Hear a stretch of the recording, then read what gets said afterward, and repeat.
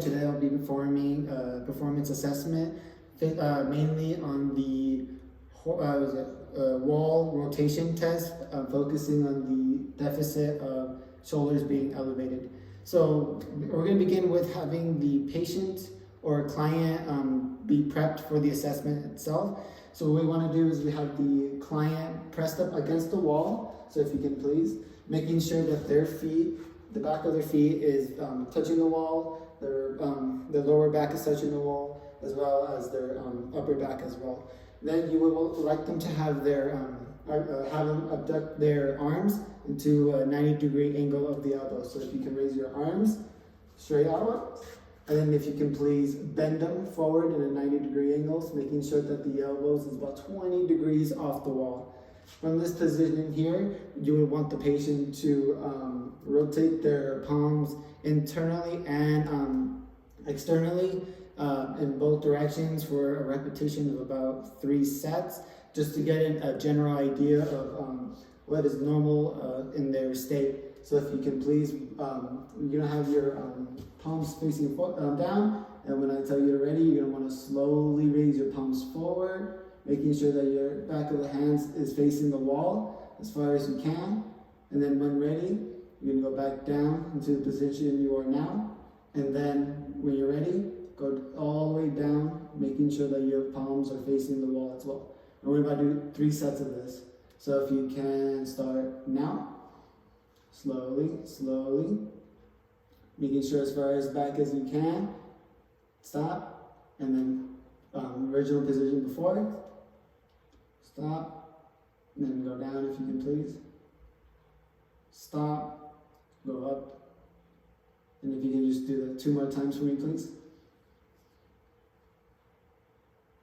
As you see here, where you mainly want to be focusing is the shoulders, seeing whether or not they elevate themselves. We'll look for compensations in the lower back and or positioning of the hands as well. But as I said earlier, we're going to be mainly focusing on the elevation of the shoulders.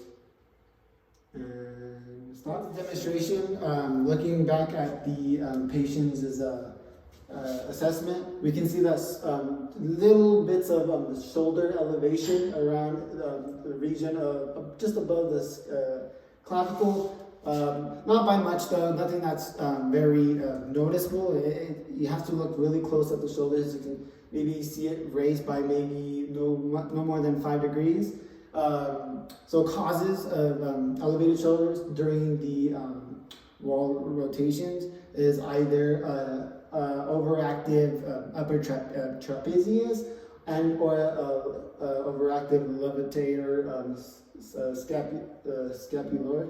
I'm sorry, I'm forgetting about that. But that means that the underactive muscles that might be weakened or are not being used at the moment is going to be the rhomboids and or shoulder cuffs. So these muscles will be mainly focused for the techniques and the program that I will be prescribing for the patient, and hoping that the techniques given to the patient will surely fix the elevated shoulders so that further injuries or deficits such as rounded shoulders and or neck pain does not occur. So some causes that might be the primary issue. Well, for one, bad posture, as mentioned before, a very overactive upper trapezius may be a sign of upper cross syndrome. So, for example, if you can slightly turn to your side, as you can see here, slightly, you can see a bit of a rounded shoulder. Neck is slightly positioned just a bit forward, so we got a slight forward head position, and the pretty much a minor / mild case of upper cross syndrome with the rounded shoulders and the forward head position. So hopefully the techniques provided will be, I guess, treating this bit of a rounded shoulder, inhibiting the upper traps and the levator scapular, as well as start activating these rhomboids, as well as the techniques to solve our patient's issues. First thing, we're going to be looking to inhibit the overactive muscles, mainly the upper traps as mentioned, as well as the levator scapulae. So if we can, first technique I was having in mind was taping. So if you can please take a seat at the bench right here. If you can move as slightly forward as much as you can. For the reason for taping is we want to be relieving as much tension in the overactive muscles as much as possible. So what we're going to be doing is going to be, I don't have any tape at the moment, but if we were to have tape, we're going to be placing the tape on the insertion and the origins of the upper traps. So it's going to go along from this region right here, all the way down to the, close to the upper end of the humerus. So it's going to be a good strip, probably about posterior of the clavicle bone, just above the upper trapezius along the shoulders.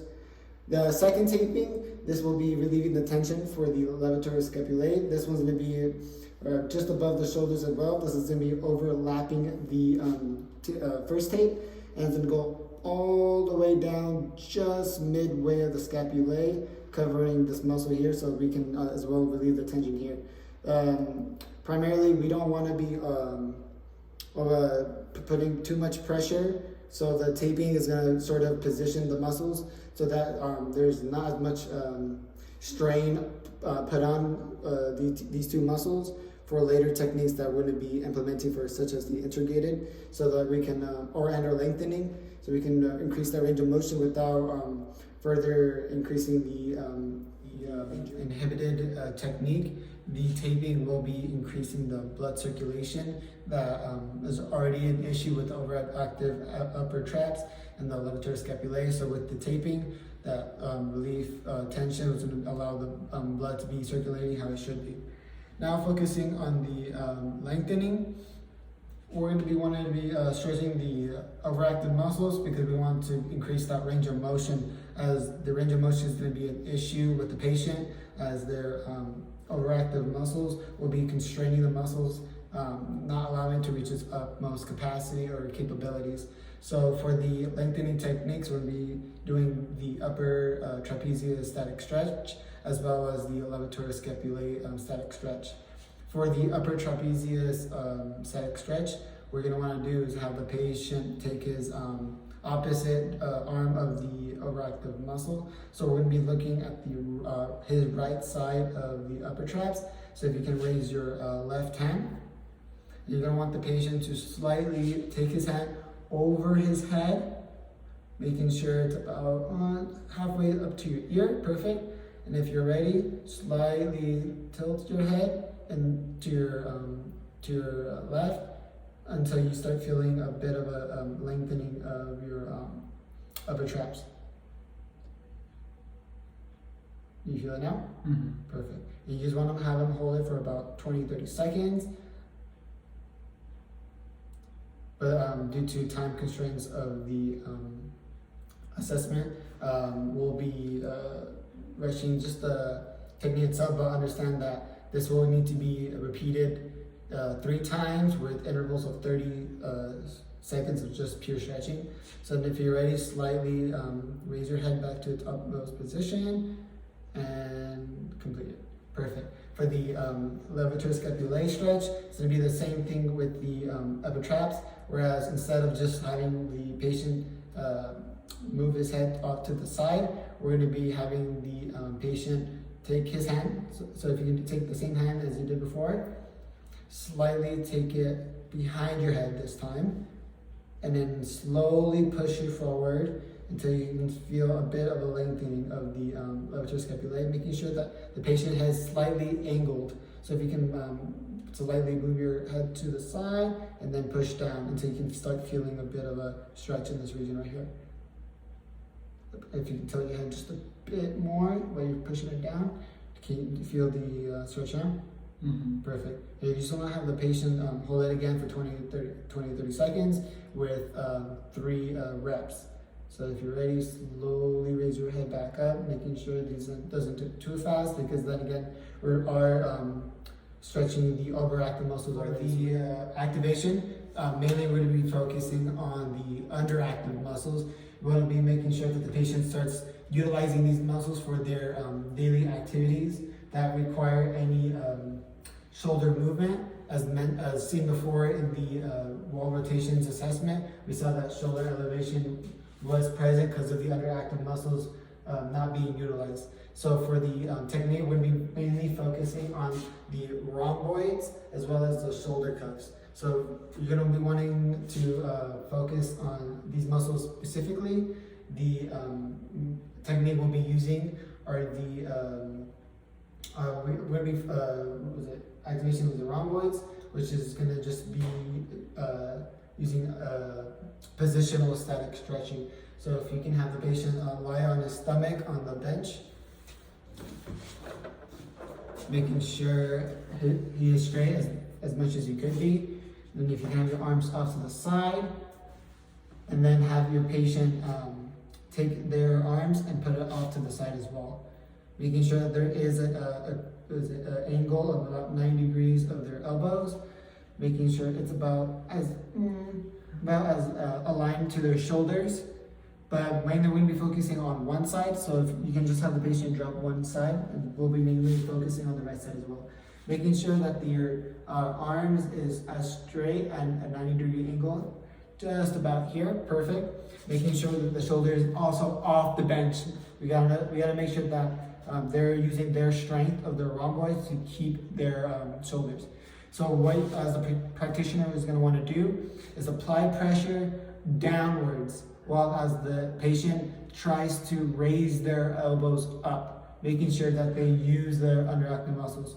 So then you're about to hold this position until they start feeling the muscle, give it a slight pinch. So if you're ready, have the patient apply pressure, making sure they're raising their shoulders up while as a practitioner raises their or pushes down on the elbow.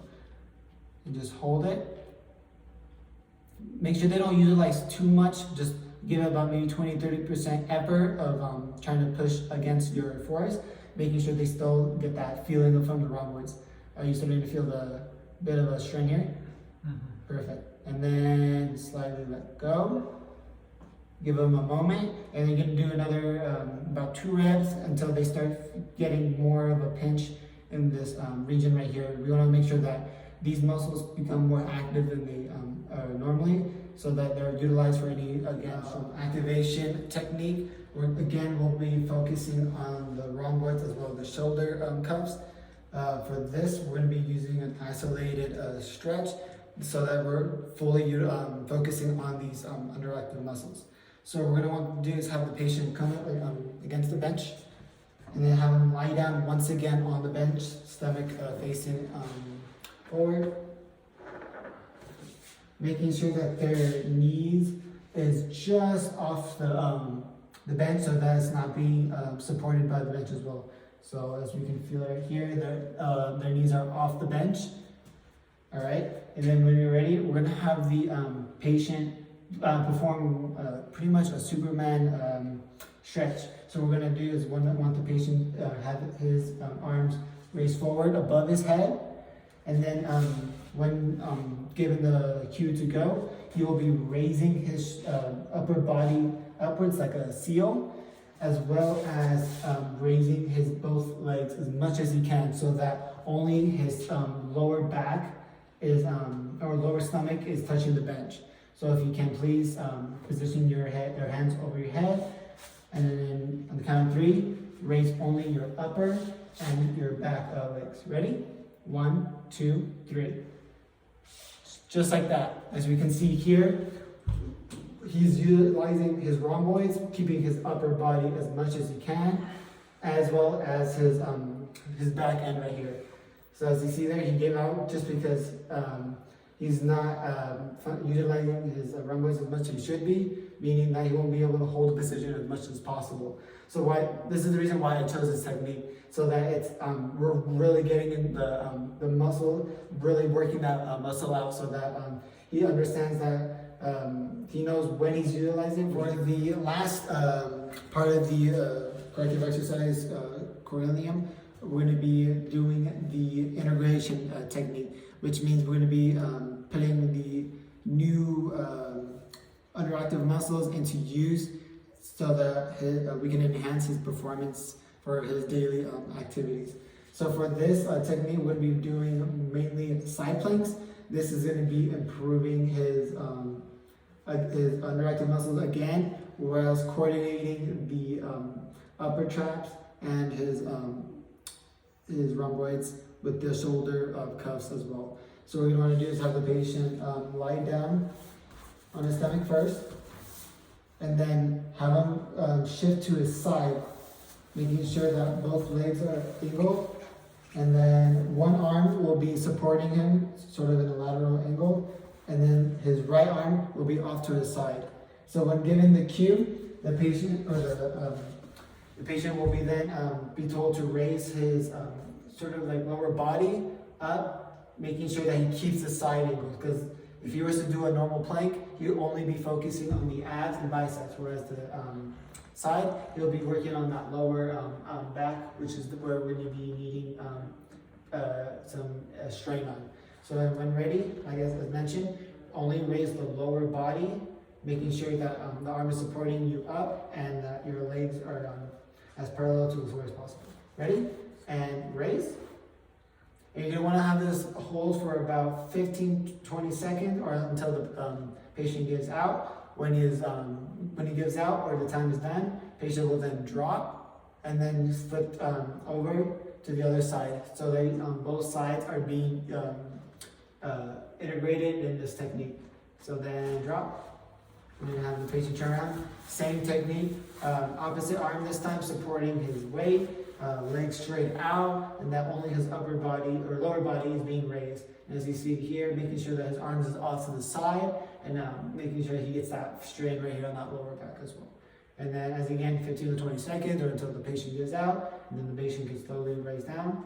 And that is the integration part of the program. So making sure that we're utilizing both upper and lower, and the patient understands how all the muscles should feel when performing normal rotation, wall rotate, or internal rotation.